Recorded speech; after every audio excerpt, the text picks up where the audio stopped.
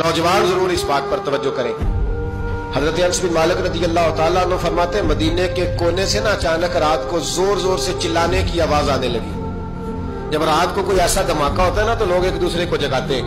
कहते लोगों ने एक दूसरे को जगाया। अब नौजवान इकट्ठे हो गए, बुजुर्ग भी के वहां से शोर की आवाज आती है, कुछ चीख रहा, नेजे तलवारें और बर्छियां, हर चीज लोग संभाल के असला तैयार करके प्रोग्राम बनाने लगे कि नौजवान आगे जाके देखते, बुजुर्ग पीछे रहते हैं, देखते हैं वहां क्या है, मदीने की हिफाजत करते हैं, कौन आ गया, क्या मसला है। कहते हम अभी प्रोग्राम बना ही रहे थे, आगे बढ़ने ही लगे थे कि हमने देखा अचानक हमारी नजरें उठी।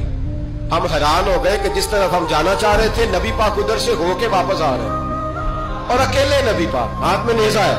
हम अभी जाना चाह रहे थे और हुजूर होके वापस आ रहे और हुजूर फरमाने लगे चुप करके सो जाओ, कुछ भी नहीं, जानवर लड़ पड़े थे आपस में, मैं देख आया हूं, कुछ भी नहीं है।